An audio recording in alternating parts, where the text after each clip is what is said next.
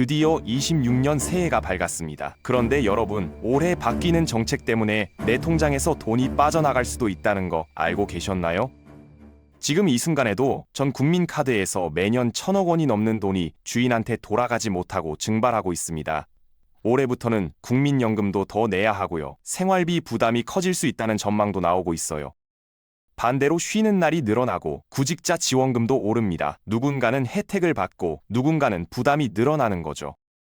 달력 한 장 넘겼을 뿐인데 희비가 엇갈립니다. 모르면 돈 잃고 알면 돈 버는 이야기. 지금부터 하나씩 풀어드릴게요.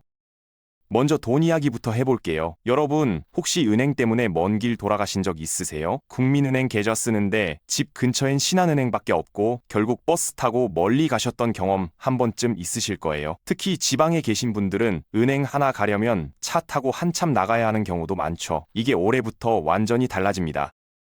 이제 아무 은행이나 들어가시면 됩니다. 국민은행 계좌가 있어도 신한은행 가서 돈 뽑고 이체하고 다 할 수 있어요. 신분증만 내밀면서 다른 은행 계좌 업무 보러 왔다고 하시면 됩니다. 굳이 내 계좌 있는 은행 찾아다닐 필요가 없어진 거죠. 더 좋은 소식은 우체국에서도 은행 업무를 볼 수 있게 됐다는 겁니다.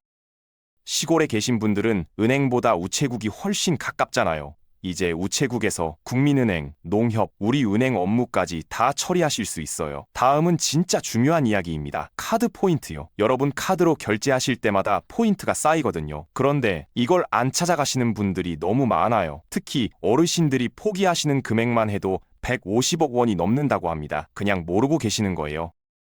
올해부터 65세 이상 어르신들은 따로 신청 안 해도 자동으로 포인트가 현금으로 계좌에 들어옵니다. 그리고 점점 모든 연령대로 확대될 예정이에요. 근데 우리가 그때까지 기다릴 필요가 없잖아요. 지금 당장 찾으실 수 있거든요. 방법 알려드릴게요. 어카운트 인포라는 앱을 설치하세요. 금융결제원에서 만든 공식 앱이라 안전합니다. 들어가셔서 금융인증서로 로그인하시면 카드 포인트 현금화라는 메뉴가 바로 보여요. 누르시면 내가 가진 모든 카드 포인트가 한눈에 뜹니다. 거기서 포인트 현금화 신청 누르시고 계좌번호 입력하시면 끝이에요. 1포인트가 1원입니다. 빠르면 바로, 늦어도 다음 날이면 통장에 들어와요. 자녀분들이나 손주분들한테도 꼭 알려주셔야 할 게 있어요. 올해 청년 미래적금이라는 게 새로 나옵니다. 기존에 청년 도약계좌라고 있었는데 이게 5년이라 너무 길었거든요. 새로 나오는 건 딱 3년입니다. 월 50만 원씩 넣으면 정부에서 지원금을 더 얹어줘요. 19세에서 34세, 연 소득 6천만 원 이하 청년이 대상이에요. 이거 자녀분들 카톡에 한마디만 보내세요. 올해 청년 미래금 나온다. 3년짜리니까 알아봐라. 이거 하나 알려주시면 자녀분들한테 고마운 분 되실 수 있습니다. 자, 돈 버는 이야기 했으니까 이번엔 돈 아끼는 이야기 해볼게요. 집에 안 쓰는 선풍기, 고장난 드라이기 이런 거 버리실 때 돈 내고 스티커 붙이셨죠? 이제 그러실 필요 없어요. 올해부터 소형 가전도 딱 하나만 있어도 무료로 가져갑니다. 예전에는 5개 이상 모아야 했는데 이제 하나도 돼요. 1599-0903 전화하셔서 가전제품 버릴 거 있다고 하시면 기사님이 집까지 오세요. 인터넷 되시는 분들은 폐가전 방문 수거라고 검색하셔서 예약하셔도 됩니다. 쓰레기 버리는 방법도 발입니다. 우리나라가 분리배출 잘하는 나라고 하지만 솔직히 너무 복잡하지 않았나요? 라면 봉지 하나 버리려고 뒷면 보면 글씨가 너무 작아서 읽기 힘들었잖아요. 이게 확 바뀝니다. 모든 포장재의 재활용 등급이 눈에 확 띄게 박혀요. 최우수, 우수, 보통, 어려움 이렇게 누가 봐도 알 수 있게요. 이거 헷갈리시는 분들 많거든요. 어려움은 재활용이 안 된다는 뜻이 아닙니다. 재활용 공정이 좀 까다롭다는 의미예요. 잘못 버리면 10만 원 벌금이에요. 자, 여기까지가 생활 속에서 바로 써먹을 수 있는 이야기였고요. 이제부터는 직장인분들 귀가 번쩍 뜨일 소식들 전해드릴게요. 직장인분들 상상해보세요. 금요일 오후에 칼퇴하고 주말처럼 쉬는 거요. 올해 이게 현실이 될 수도 있어요. 주 4, 5일제가 본격적으로 시범 도입되거든요. 물론 모든 회사가 다 되는 건 아니고 정부 기관이랑 공공기관, 일부 대기업 중심으로 먼저 시작합니다. 방식은 2가지예요. 평일에 근무 시간을 조금씩 늘리고 금요일 오후를 아예 쉬는 방법이 있고요. 아니면 매일 퇴근을 앞당기는 방법도 있어요. 퇴근 시간이 1시간만 당겨져도 저녁에 할 수 있는 게 확 달라지잖아요. 운동도 가고 사람도 만나고요. 다만 인력이나 예산이 빠듯한 곳은 바로 적용하기 어려울 수 있어요. 이건 시행하면서 차차 넓혀간다고 합니다. 구직 중이신 분들한테도 반가운 소식이 있어요. 실업급여 상한액이 올라서 하루 최대 6만 8천 원까지 받으실 수 있게 됐습니다. 그리고 올해는 쉬는 날도 꽤 많아요. 공휴일이 주말 포함해서 총 118일입니다. 3일절이랑 부처님 오신 날이 일요일인데 대체 공휴일이 적용돼서 월요일까지 연달아 쉴 수 있어요. 설 연휴도 주말이랑 붙어서 최대 5일이니까 여행 계획 세우시기 좋습니다. 쉬는 날 이야기 했으니 세금 이야기도 해볼게요. 월세 내시는 분들 주목하세요.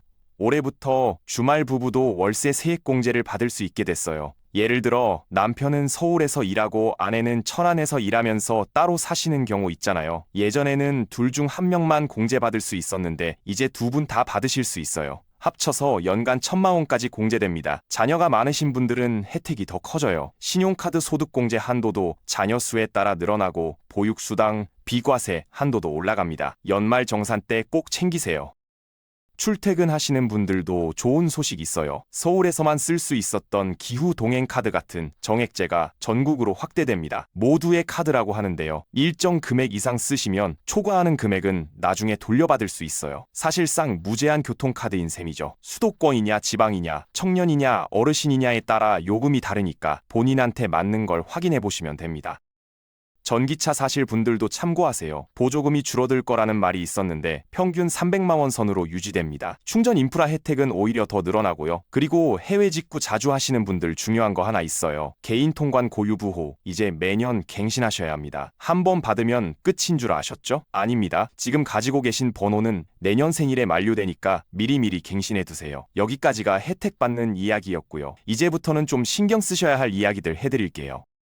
좋은 소식만 있으면 좋겠는데 그렇지 않아요. 올해부터 국민연금 보험료가 오릅니다. 지금까지 월급의 9%를 냈는데 이게 점점 올라서 나중에는 13%까지 올라가요. 한 번에 확 오르는 건 아니고 매년 조금씩 올라갑니다. 평균 소득 기준으로 보면 월 15,000원 정도 더 내게 되는 거예요. 다만 나중에 받는 금액도 같이 올라가니까 장기적으로 보면 마냥 손해는 아닙니다.